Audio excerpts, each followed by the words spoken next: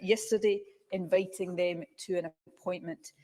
As members are aware, we still await advice from the JCVI on vaccinating all 12 to 15-year-olds, and I very much hope the evidence will allow the JCVI to give a positive recommendation very soon, and we stand ready to implement that if it is the case. I'll talk more about the importance of vaccination later, but I want to now address the surging cases that we have experienced over recent weeks. Case levels are 80% higher now than they were last week, and they are 5 times higher than 4 weeks ago. Test positivity has also risen from around 5% at the start of August to 11.5% today. Now, as we indicated at the time, it was always likely that as restrictions were lifted, we would see cases rise. This is a highly infectious virus, so as people mix more together, it will take the opportunity to spread. And indeed, cases are rising across all of the UK and in many other countries too. In Scotland, though, unlike England and Wales, schools have been back for some time, and we also expected that this would create a further pressure, not just as a result of increases within schools, but also because we know that there are certain ways, school drop-offs, for example, in which adults tend to mix more when schools are back. However, despite expecting to see some increase in cases, the scale of the increase in recent weeks has been extremely concerning. There is no doubt that this underlines the fact that the Delta variant is significantly more transmissible than previous strains. Just as vaccines have changed the game for us in a very good way, Delta has changed it in a very challenging way, and that has been very evident to us in the past few weeks. That's why we have been reminding the public in recent days that if we are to avoid any reimposition of restrictions, even in a limited way, as of course we all want to do, we must all play our part to slow down transmission.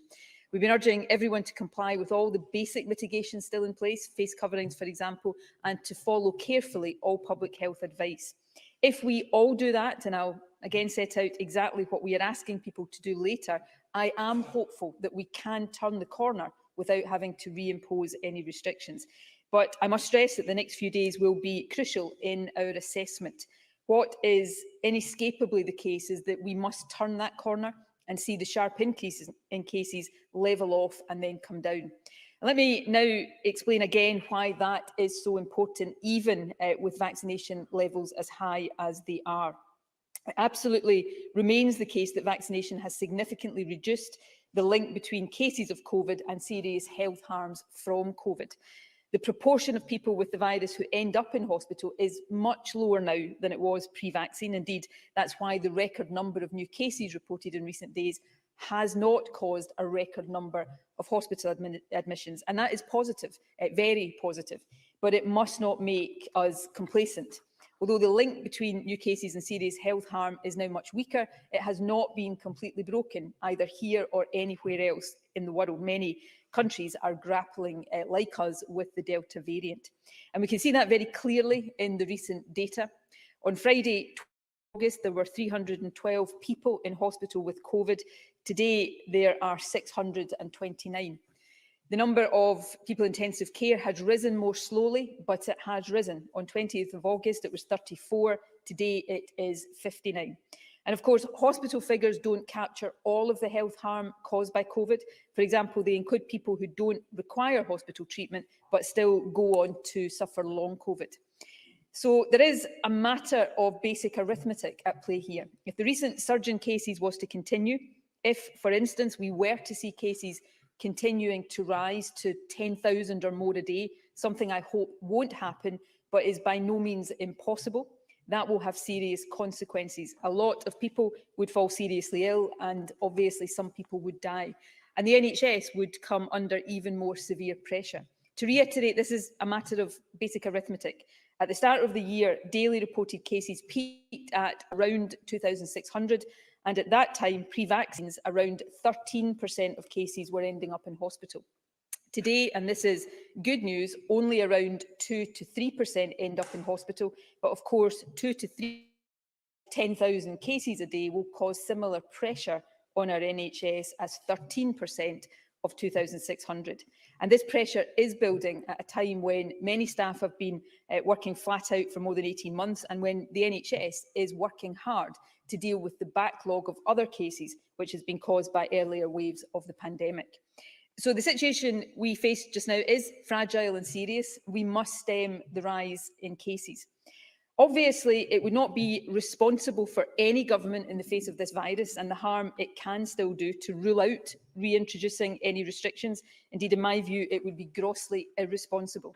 However, we do not want to reimpose restrictions, even in a limited way. We know only too well how much harm restrictions themselves cause to businesses, young people's education and to our overall well-being. But if that is to be avoided, as I very much hope it can be, it will take all of us making a conscious and concerted effort again to comply with all the basic mitigations that we know from experience can slow down transmission. And of course, that applies to both individuals and to businesses. So I want to set out briefly some of the work the government is doing, including on one particularly significant issue and what we are asking everyone, all of us, to continue to do. Over the past 2 weeks, Cabinet Secretaries have been engaging closely with business and sectoral organisations across the country to encourage significantly increased compliance with existing baseline measures. That, of course, includes the wearing of face coverings, encouraging stringent hygiene and support for continued home working where possible.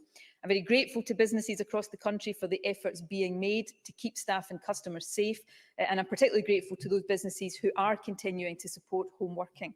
It is vital that these efforts continue. I know they are not easy for business, but they are much less onerous than any further restrictions would be to them. We're also continuing to support urgent measures to improve ventilation in schools, for example, the purchase and use of CO2 monitors, and we're also looking urgently at options to support better ventilation in priority workplaces. We also continue to do everything possible to drive up the already high uptake of vaccine. Getting vaccinated remains the single most important step that any of us can take to keep ourselves safe and keep others safe. And so ensuring that as many people as possible get vaccinated remains an absolutely key priority. As I mentioned earlier, we expect updated advice from the JCVI soon on vaccination of 12 to 15-year-olds and on booster jabs for vulnerable groups such as older people and those with compromised immune systems. We will and stand ready to move to implement any extensions like this to the vaccine programme just as soon as we get the JCVI recommendations, and I very much hope that will be soon. We're also taking targeted steps to increase uptake amongst groups who are already eligible. I mentioned earlier that an invitation letter has been sent recently to all 16 and 17-year-olds who haven't yet had the first dose.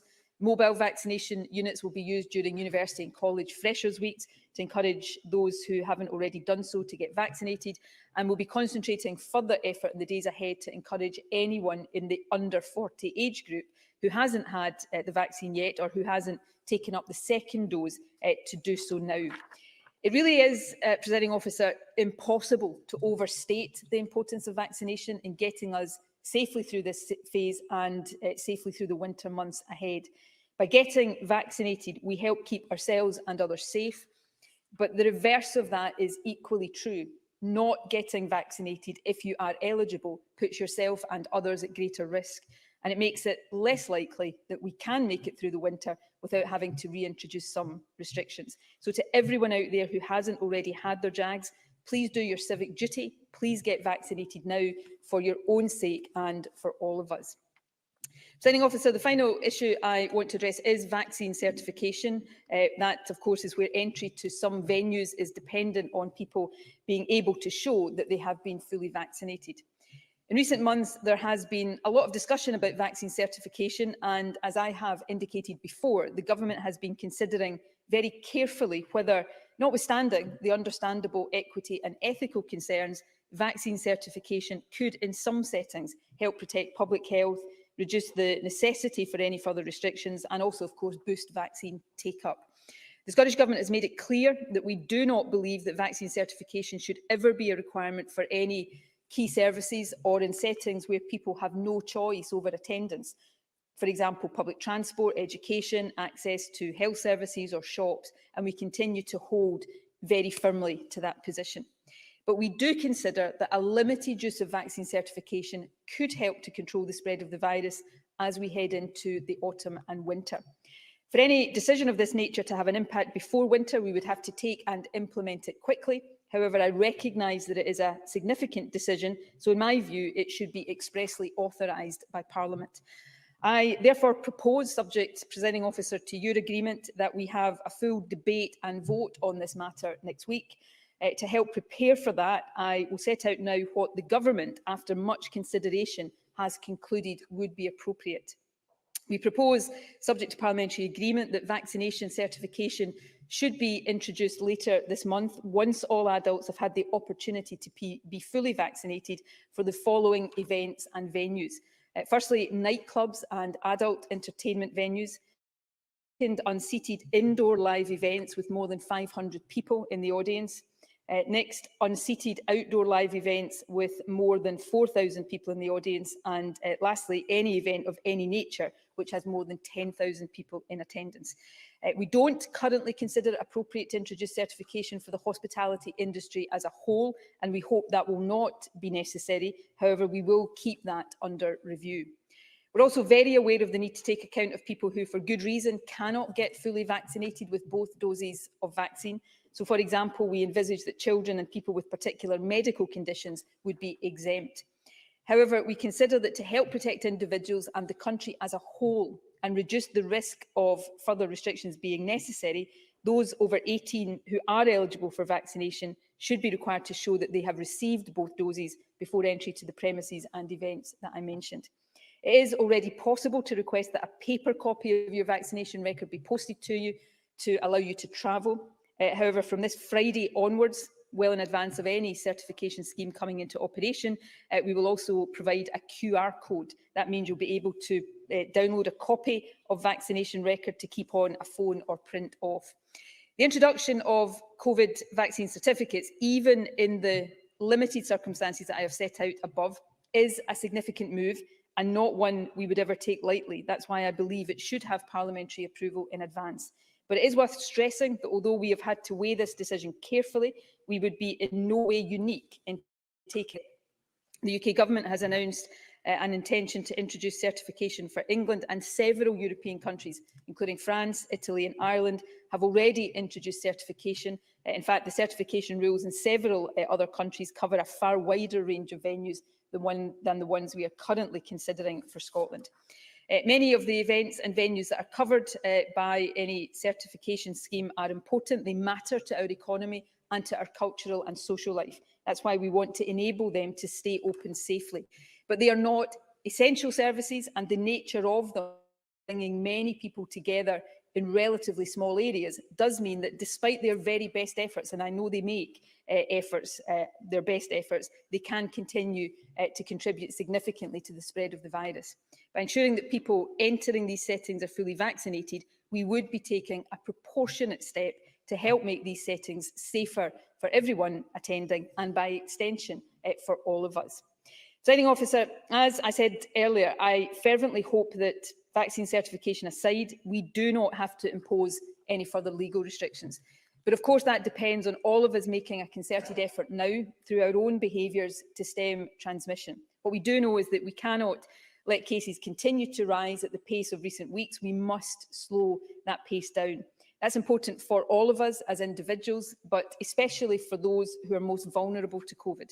We know that there are many of the people at highest risk, including many of those who were advised to shield at the start of the pandemic, who are particularly anxious right now about the current situation. They worry that if they go out of their own homes, especially with cases so high, they could be put at risk by people not wearing face coverings or not washing their hands or not trying to keep a safe distance. That should be a reminder for all of us when we take basic precautions. We're not simply protecting ourselves, although we are, and that is important, but we're also making life easier and safer and helping to reduce anxiety for many others too. So I'll close by once again stressing the actions that each and every one of us needs to take in order to do that and to help get cases down without further restrictions. First, as I stressed earlier, if you are eligible and haven't yet done so, please do get vaccinated. This is the single most important thing any of us can do to keep everybody safe. There are drop-in vaccination centres in every mainland held area. If you haven't been vaccinated yet, or if you had your first dose 8 weeks or more ago and you haven't had your second dose, you can just turn up at your nearest centre and get the JAG. Second, please test yourself regularly with lateral flow devices. If you do that, then if you have the virus but don't have symptoms, you still have a chance of finding that out before inadvertently passing the virus on to others. You can get free lateral flow tests through NHS Inform. They'll be sent to you in the post, or you can collect them from local pharmacies or test sites. If you test positive through one of these devices, or if you have symptoms, make sure that you self-isolate and book a PCR test. You might also be told to self-isolate pending a PCR test, as I was at the start of this week, if you are a contact of someone who has tested positive. In any of these situations, please make sure that you do self-isolate. It remains a really important way in which we can all slow down the spread of the virus. And thirdly and finally, please follow all the guidance which is still in place. So please remember it is still a legal requirement to wear face coverings in indoor public places such as shops, on public transport, and when entering and moving about hospitality settings. That's a simple but important way in which we can all protect each other. More generally, please meet outdoors as much as possible. I know that gets harder as the weather moves into autumn. If you are indoors, open windows, good ventilation makes a big difference, and avoid, if you can, crowded places. Indeed, for the next couple of weeks, perhaps all of us should think carefully about the number of contacts we are having and perhaps reduce any that are unnecessary. Even though it's not the law anymore, keep a safe distance from people in other households if you can, especially indoors. Minimise direct physical contact, like handshaking, for example, and keep washing your hands and surfaces thoroughly. Having to take these steps is frustrating for us and for people across the world, but it really does make a difference. We know that from experience. It helps to limit the spread of this virus, and we must do that. We must do it to keep ourselves and our loved ones safer, and we must do it to help ensure that we can avoid the need for any further restrictions. The next few days are crucial. The government is doing everything it can and will continue to do so. But as has been the case throughout, we need your help too. So please get vaccinated, get tested, and tighten up again on following all of the rules and guidelines. My thanks again to everyone across the country who is doing that. Thank you. The First Minister will now take questions on the issues raised in her statement. I intend to allow around 40 minutes for questions, after which we'll move on to the next item of business. And it would be helpful if members who wish to ask a question were to press their request to speak buttons now. And I call Douglas Ross. Thank you very much, Presiding Officer. COVID rates are very high, and it's a reminder that this virus has not gone away. We have to learn to live with COVID-19 from a better place due to the success of the vaccination programme across this country. We have to focus on the vaccine and on test and protect, because we can't force more restrictions back onto the people of Scotland, and we know it would risk their mental health and result in job losses. Barry McCulloch of the Federation of Small Businesses, appearing before a Scottish Parliament committee this morning, said, "I think many small business owners are quite naturally concerned about the prospect of further restrictions and lockdowns." He said businesses were in survival mode, and he's right. We need the Scottish Government to listen to our businesses and respond to their concerns. Our NHS is nearing breaking point too. People can't see their GP in person, they're waiting hours on end for an ambulance, and they're being told to stay away from A&E departments, and even if they get in, they're facing horrendously long waits. But let's be clear, COVID is not overwhelming our NHS, as the First Minister said in her statement. It's her Health Secretary's failures that are overwhelming our NHS. He's shown poor leadership, inaction, and delays that have overwhelmed our health service. And the First Minister has just announced her plans to introduce vaccine certification. But just a month ago, John Swinney, her Cabinet Secretary for COVID recovery, said this was the wrong way to handle it. So can I ask the First Minister, what's changed in the last month from what John Swinney said then to her announcement today? When will the Scottish Government provide businesses with specific guidance on how to manage the scheme, And will they be expected to police it themselves? If so, will there be further government support provided to them? And finally, the First Minister said she would not introduce this to hospitality venues at the moment, but would keep that under review. Will she ensure there is meaningful dialogue with the hospitality sector during that period, listen to their concerns, and if she does believe vaccine certification is required in hospitality venues, will that also require a vote in Parliament and parliamentary approval?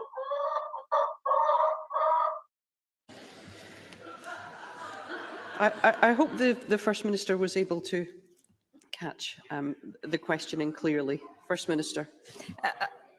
Forgive me, President Officer, I did hear the question. I'm not sure what the noise in the background was, but I'm sure it was understandable, whatever it was. Can I say, let me try to take the questions in turn. I think it is really important for all of us, though, to focus on the detail and the complexities of this. You know, 18 months into this, it's still the case that this is not a normal political situation where, you know, who said what when and, you know, is a politician saying the same now as they said a few weeks ago, is as relevant as it is on other issues. We are all trying to assess the evidence, to learn as we go and to make sure we are carefully considering all of the pros and cons of every particular decision. And I hope all politicians will continue have done throughout this to engage with that in detail and in substance. On the issue of restrictions, nobody wants to impose greater restrictions, and I absolutely understand the concerns of businesses and individuals that the virus may increase at a pace and in a way that makes that unavoidable again. I don't want that to happen. Nobody wants that to happen. But equally, I don't want to see people die unavoidably from COVID, and I don't want to see more and more people become seriously ill, and I don't want the pressure on our health service to build so that we see people with other conditions not being treated timorously either. So it would be a really irresponsible politician that ruled anything out in the face of an infectious, mutating virus, and I am not going to do that.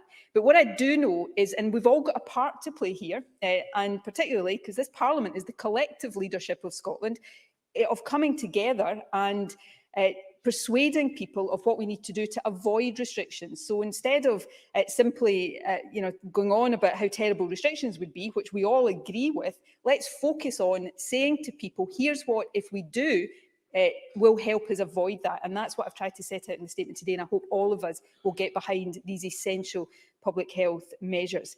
On the issue of vaccine certification, I have said, and Parliament sat virtually twice over the summer, and members and those watching will have heard me say this, we've been very carefully considering this. We have not ruled it out and have been very clear not to rule it out, but we've made sure we have considered carefully some of the ethical and equity issues and practical issues involved.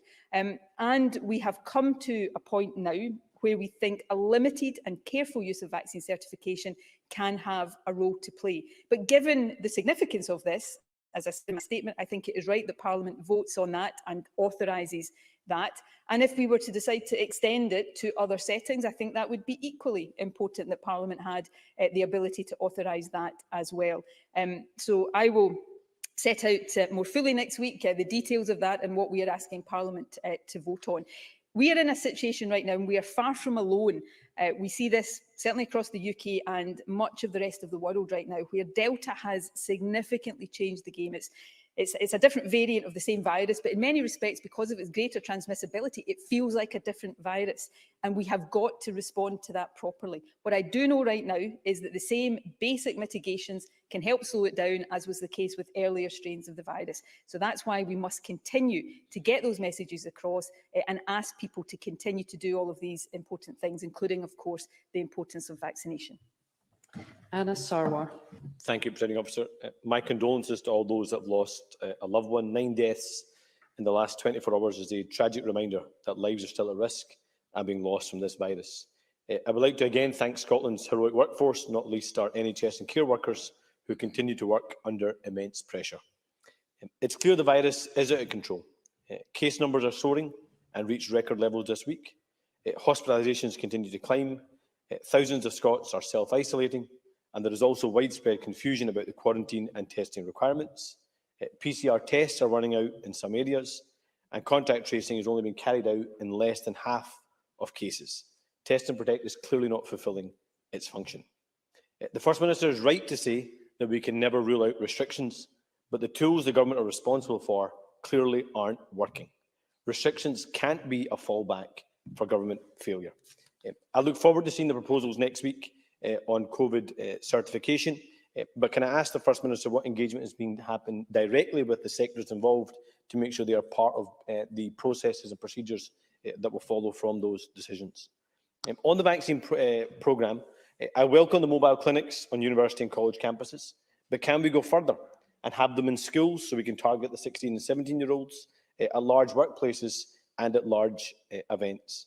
We also need to start planning for winter now, so can I ask what specific planning is taking place for the winter pressures we're going to see, not just with COVID, but also with flu and also the wider NHS pressures? When will the booster programme begin, and what plans are in place to ensure that the rollout of the flu vaccine and the booster vaccine can happen simultaneously? The government strategy, if there is one, and the tools aren't working, and the virus is clearly out of control. So can I finally ask the First Minister, what is the strategy? Is it virus suppression? Is it virus elimination? Or is it herd immunity? Because at the moment, we're achieving none of them. First Minister. That last question, ASR should know the answer to, because it was set out in a revised strategic update. I announced it to Parliament and he asked me questions about it at the time. Our strategic objective is to reduce and keep the virus at levels sufficient to reduce the harms from the virus. And if that wasn't known to ASR, what it kind of gently suggest it should be. He's saying it's not working. Every country is grappling with a highly transmissible strain of this virus. We've had a spike in cases at early July when we had case levels that were the highest in the UK. We then had a period through the rest of July into much of August where we had the lowest case levels in the UK. Our schools have gone back ahead of other parts of the UK, so we're seeing a rise again. This is not different to what most other parts of the world are grappling with. Anas Sarwar is wrong, but can I also just take issue with the point about winter planning in the NHS? If Anas Sarwar is saying to me that we should be starting winter planning now, then I could not disagree with that more strongly. We started winter planning a long time ago. If we were simply starting it now, then we would be seriously remiss. We set out the NHS recovery plan last week, which is integral not just to the medium to longer term recovery of the NHS, but also ensuring that the NHS is equipped to deal with the variety of pressures that it will face in the winter. Test and Protect is working. It is working extremely well. PCR test kits actually come via the UK government. They have been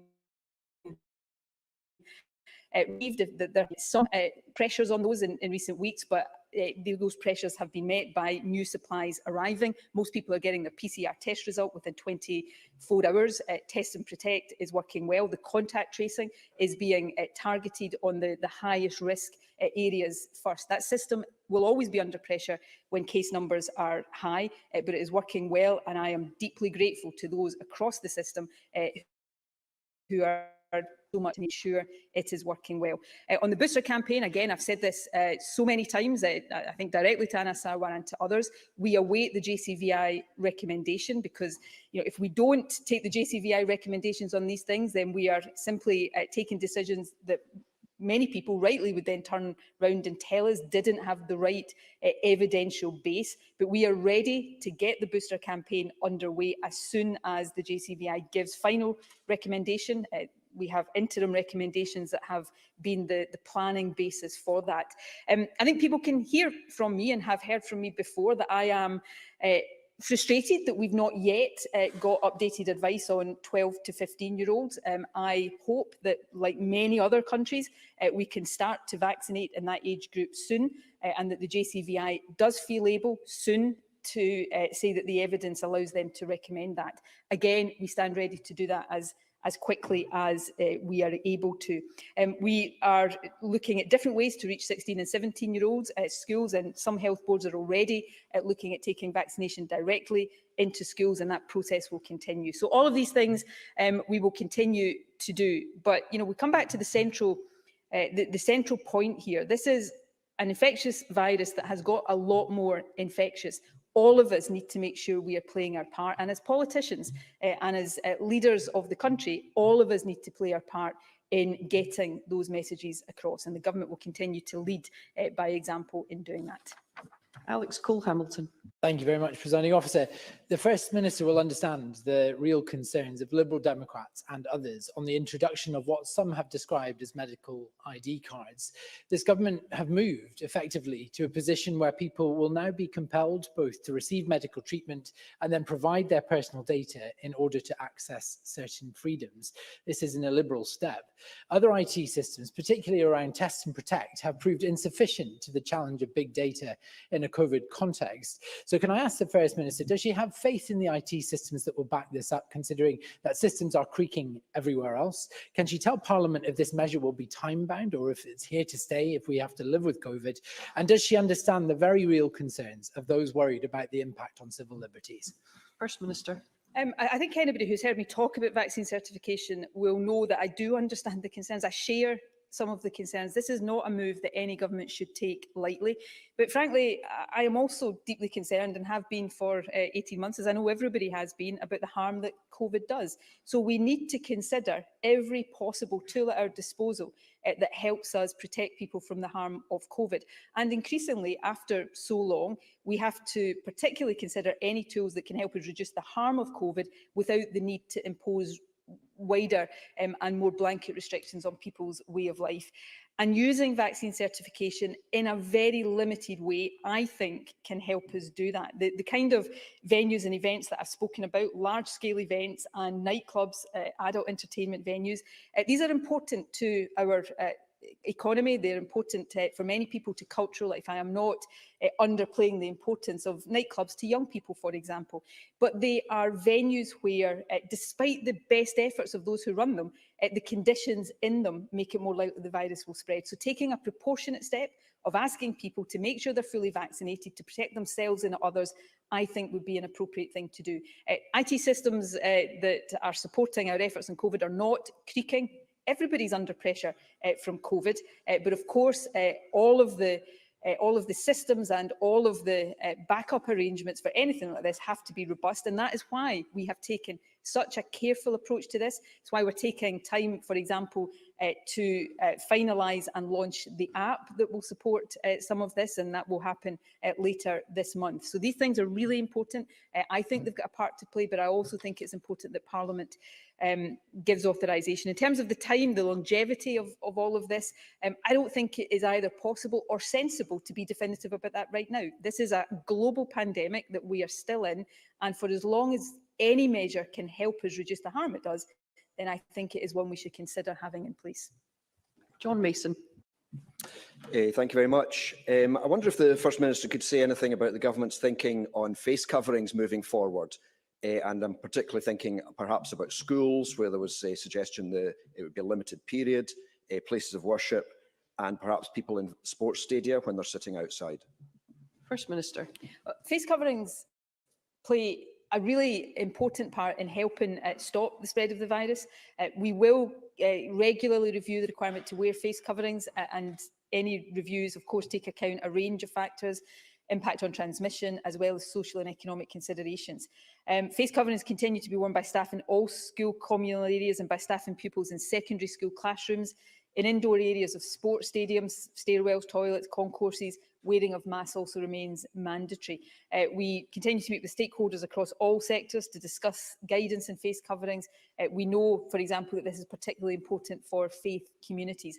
So face coverings in particular, I think, is one of these measures that, like any measure, should not be kept in place for longer than we deem it necessary. But for long as it is necessary, I think most people, I appreciate not everybody, but most people consider that it is a reasonably small price to pay to help keep themselves and others safe and to hopefully avoid the need for greater and more stringent restrictions.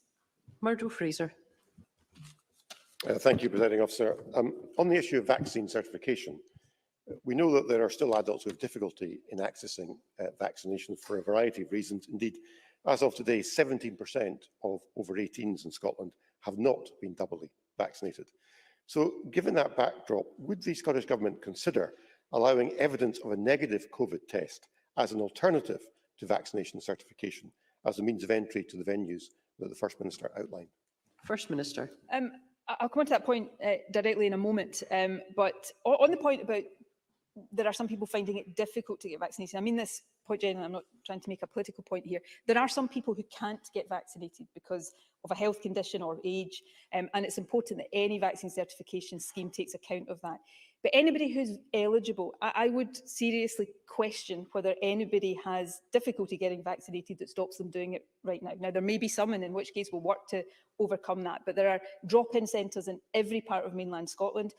People have been offered appointments. So I would say to people, if you are eligible to get vaccinated, there is no reason not to do so. And if there is some reason that I'm not aware of, get in touch with NHS Inform or your local health board, and I'm sure a way will be found to overcome that. And I think it's really important that all of us get that message across. If you're eligible, there is no reason why you can and shouldn't be getting the vaccine right now. On the issue, so I don't think we should, my segue into the next part of the question is I don't think we should say we'll allow a negative COVID test in order to effectively let people off the hook if they're eligible of getting vaccinated. Vaccination is really important to keep the country safe. There is, though, I think, an argument to consider, and we are not proposing we would do this initially, but longer term, there is an argument to consider whether you would add a negative test to the certification. So if you weren't able to get vaccinated, for example, instead of a straightforward exemption, whether a negative test might be an alternative. So we're not proposing to introduce that initially, but it will be one of the things that we keep under consideration. Bob Doris. Thanks, Presiding Officer. Constituents of mine have had issues with accessing local services. Cafes and restaurants was visiting France as Scotland's paper COVID vaccination certification is not accepted. Only a valid QR code as recognised by France's pass sanitaire system is permitted. So I welcome this afternoon's announcement. However, the UK government also has issues with the European Commission in having the UK certification and QR code accepted across Europe, although I do note that some countries, including France, are an exception to that rule. So can I ask the First Minister whether the Scottish Government is confident that once we roll out the QR code system here in Scotland, that will be accepted internationally and have representation be made to European countries and the European Commission to make sure that it will be accepted for Scots who are visiting Europe? First Minister. Yes, I mean, this is an important question. We've been engaging actively with the Commission to ensure that our app meets the required standards. The Scottish Government is also part of the UK Government's application to join the EU's e-health gateway scheme, along with the other devolved nations. We've already successfully tested our QR codes with Norway, Denmark, Belgium, Ireland and Northern Ireland, and we continue to expand the list of countries we've tested ahead of the release of the QR code on Friday. More generally, it's the role of the Foreign and Commonwealth Office to liaise with international countries on behalf of the UK. The Scottish Government has been working closely with it and Border Force to ensure that its COVID status solutions are recognised and accepted worldwide. So there is work ongoing here, but I absolutely recognise the importance of making sure that all of that is done to a satisfactory standard. Jackie Bailey. For months, MSPs across this chamber have raised their concerns about Test and Protect being overwhelmed and under-resourced. Today's contact tracing figures from Public Health Scotland expose the real difficulties at the heart of Test and Protect. In the last week, only 43% of cases have been completed, and the average number of primary contacts has dropped to an all-time low of 1.5. No wonder it's spreading. And as the First Minister just said, the focus is on highest risk cases. That means it's only on those who have largely tested positive, and testing close contacts appears to have been all but abandoned. The First Minister understands of Test and Protect in controlling the virus. So will she provide it with the necessary resources to properly track down and contain COVID-19? First Minister. Test and Protect properly resourced. We continue to keep its resourcing under review, and we continue to work with it to ensure that it can meet the demands on it. Demands will always be higher when cases are higher, but the suggestion that, often you get the sense from the opposition questions that, cases are, that this virus is only circulating in Scotland. We are seeing countries across the world grapple with Delta. On contact tracing through Test and Protect, I know from my own experience this week that close contacts are being asked to get tested, and I know many other people who are in that position. So people should put a lot of faith in Test and Protect, but people should also remember, and I've said this repeatedly throughout the pandemic, Test and Protect is not our first line of defence. We are all our first line of defence, so we've all got to behave in a way that tries to limit transmission, and that's the key message I think we've all got a duty to communicate to people right now. Christine Graham. Thank you very much, Presiding Officer. The First Minister, on the booster campaign, and I note to reply to Anna Sawa regarding the JCVI, but can you share with the Chamber your preferred timetable for booster vaccines for the very vulnerable, the elderly and health and care workers, for example, which surely must alleviate pressures on the NHS and reduce deaths? First Minister. So I'm tempted to say, and this is certainly true of 12 to 15-year-olds, assuming the evidence says that it is safe to do, that I want to get that done as quickly as possible. So as soon as we can get a recommendation, and I hope that is soon, we want to go on with that. I'm tempted to say the same for booster campaigns, but one of the issues the JCVI is looking at is what is the optimal interval between somebody getting their first dose and then getting a booster dose. So while the temptation on the part of people like me is just to get on with that as quickly as possible, if we are reducing the effectiveness by doing it, now as opposed to in a month's time, then that's obviously a material consideration. That's why we need to wait on that final recommendation. The important thing for us right now is we are ready to go as soon as the JCVI says that that is appropriate. I know some other countries are starting to schedule booster vaccines as well. Israel, I think, is the country that has probably is earliest with that, but they were also quite early in terms of their original vaccination. So as soon as the evidence tells us it's right to do, we are ready to get on with it. Marie McNair. Thank you, Presiding Officer. I'm sure the First Minister will share my concerns about the high level of positive COVID-19 cases across both East and Western Bartonshire. To tackle this worrying trend, can the First Minister outline what additional measures have been taken to address the challenges in the areas with the highest prevalence of cases? First Minister. Well, obviously, I've indicated our intention, subject to parliamentary approval, on vaccine certification, but notwithstanding that, the current systems that are in place for outbreak management will continue. We continue to maintain daily watch lists, which provide information and trends that inform us about the status of the virus across the country. We've provided Greater Glasgow and Clyde, given the areas that the member raises, with more than £11 million of funding as part of the targeted community testing programme. That is also supported by the mobile testing unit fleet, which is run by the ambulance service, and we've provided the ambulance service with additional funding to increase their capacity too. So there's a range of things that are being done to support local response appropriately, and it's going to be important that that continues throughout this challenging phase. Annie Wells. Thank you, Presiding Officer. The news that 8 health boards, including NHS, Greater Glasgow and Clyde, are in the top 20 COVID hotspots across Europe is concerning. And while we are all thankful that the vaccination programme has been an incredible Scottish and UK success story, it has been revealed just 4 in 10 people who downloaded the app are still using it. First Minister, given the latest WHO statistics on the prevalence of the virus in Scotland, do you agree that these Test and Protect figures are unacceptable? And if so, what further measures is your government taking to promote the app's usage at every turn? First Minister.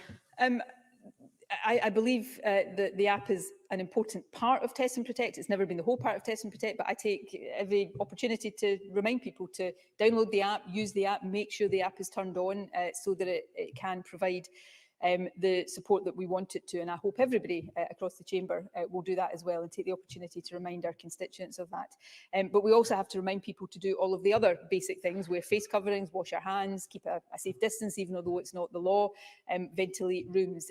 This is a moment where I believe, partly to a large part based on previous experience, that if we all do all of these things, we can turn this corner. We can start to see cases level off and come down. But and again, we know this from experience, it will not happen by itself. It will only happen because we do the things that stem transmission. The government's in the lead in terms of responsibility for doing all the things we have to do and persuading the public to do likewise. But all of us across the chamber, as the collective leadership of the country, have a role to make sure that we are getting these messages across. Neil Gray.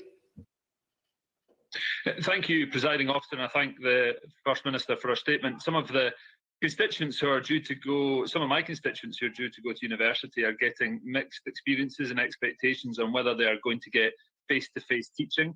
So can the First Minister please clarify whether face-to-face teaching can happen and what her expectations would be for universities in communicating this with their students? And given the concerningly high case numbers in Lanarkshire, can she outline what support has been provided to NHS Lanarkshire at this extremely testing time? First Minister.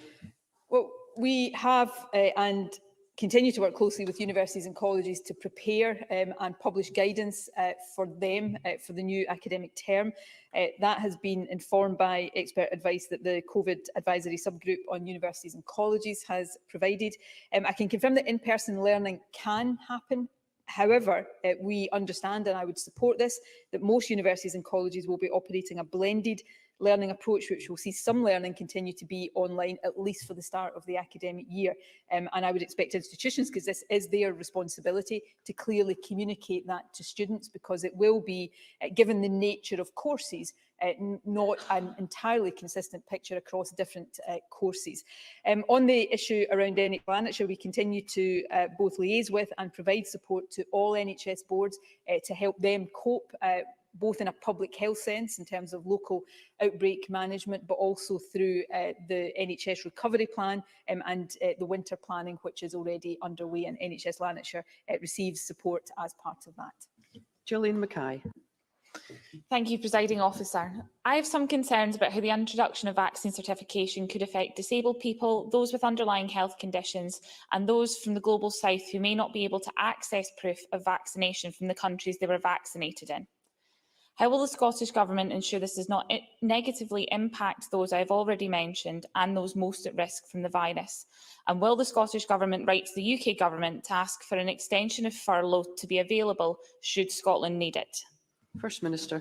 On that latter point, yes, we have continued to argue for the extension of furlough and will continue to do that. I thought we had reached an agreement earlier on in the pandemic that financial support that has to come through the UK Government, because we don't have the borrowing powers, would flex depending on the public health situation in each of the 4 nations, and I hope that will be respected. That said, and I should underline this point again that I made earlier on, I don't want to be in the position, if we can at all avoid it, of imposing any restrictions. So I hope that is a hypothetical point, but nevertheless it's an important one that we have, that we should have understanding around.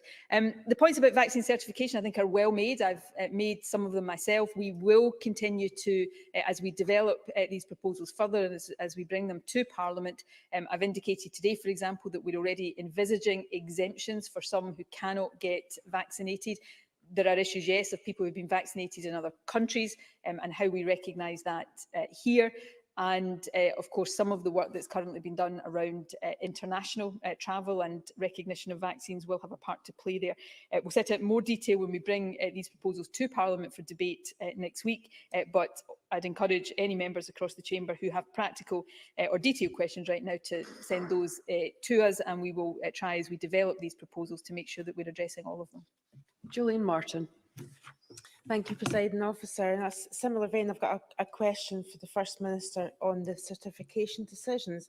And we have had an update that says a QR code will be arranged from Friday. I assume this is an interim arrangement and that there's still going to be an app launched. Can the First Minister give the Chamber any more detail on when that app might be launched and how it might work, where a QR code might be open to a little bit of abuse in terms of maybe being shared around people who might not be vaccinated?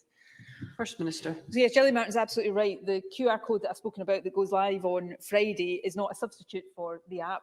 The app is currently under testing and it's important that we do test it properly. It's scheduled to be released right now at the end of September. I think the date at the moment is the 30th of September. It's also been designed to meet the EU standards for international travel, and I referred to some of that earlier on, and it will provide access to individuals' NHS Scotland held vaccination records.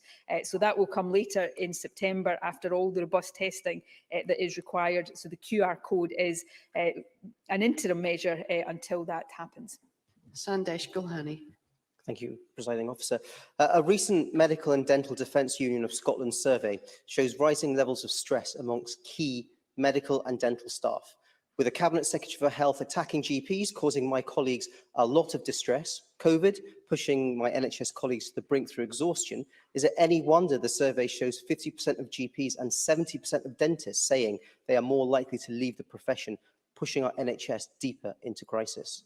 So may I ask the First Minister how she is going to ensure my colleagues do not leave, as it would be an unmitigated disaster if they did, and I refer you to my declaration of interest as a practising doctor and a member of the MDTUS. First Minister. Firstly, Presiding Officer, the Health Secretary, indeed no member of this government, attacked GPs, and it's disgraceful to suggest otherwise, frankly. In fact, when I launched the NHS recovery plan at the Golden Jubilee Hospital in Clydebank last week, as I was doing that, made the point that GPs have been working extremely hard throughout this pandemic. At the start of the pandemic, I visited a GP practice to launch the rollout of the Near Me service. So even although face-to-face consultations have been understandably restricted, GPs have been seeing patients online and in other ways, home visits, for example. To say that we want to not move away from the more virtual arrangements that have worked well during the pandemic, but get back to more of a face-to-face approach to primary care is not attacking GPs. And I think it is incumbent on all of us not to engage in suggestions like that. The point about the stress and the anxiety and the exhaustion of many members of the NHS workforce, though, is very well made, and it's one that we recognise. That's why a significant part of the NHS recovery plan talks about the support that is being put in place to try to support the mental and physical health and well-being of NHS staff. The NHS, often some of our discussions talk about hospitals and health centres, the bricks and mortar of the NHS. The NHS is nothing without the dedicated people who work in it, and it is vital that we support them, which is one of the reasons why I am proud, much as I would love us to be able to go further, that for Agenda for Change staff in the NHS, we have given them the highest pay rise of any part of the UK in this year. Rona Mackay. Thank you, Presiding Officer. The UK Obstetrics Service published research last month which showed the number of pregnant women being admitted to hospital with COVID-19 across the UK is increasing, with many experiencing acute symptoms. What message does the First Minister have for pregnant women who are unsure about getting the vaccine? First Minister. Pregnant women should come forward for vaccination. I recognise that there have been concerns, but many working in midwifery and obstetrics, for example, have also made the point that pregnant women should come forward. It is safe to do. In fact, the risks of not being vaccinated outweigh any risks of vaccination. Obviously, uptake levels are high for vaccination, and that's a good thing. But we know that anybody who is not vaccinated right now is posing a greater risk to themselves, and also is creating a vulnerability for the population as a whole. So we want everybody who is not yet vaccinated to come forward. We are making particular efforts in the days to come for the under 40s group. And again, it's one of the things that I would appeal to all members in their own constituencies to make sure they communicate very clearly to those that they serve. Colin Smith. Thank you, Presiding Officer. Given that the government has effectively ended test and protect in their schools, and that need for a negative PCR test before a return to school in circumstances where a student's close contact with someone who's tested positive is within a school setting rather than, for example, an overnight stay and they're not displaying symptoms, can I ask the First Minister what assessment the government has made of the extent to which this change in policy is contributing to the current rise in the number of cases, including transfer between school and home? And the EIS have called for a reversal of this policy, but given reports of people having to travel some distance to get a PCR test, the delays in test and protect following up close contacts, do we even have the testing and tracing capacity if this policy was reversed? First Minister. Yes, I mean, one of the things that anybody can see by looking at the data for the last few days, that while we've had record numbers of cases being reported, we've also had record levels of testing. We have the testing capacity, we have through Test and Protect, and I'm going to continue to defend those working in Test and Protect because they're doing a great job, and we will continue to support them with the resourcing and the capacity they need.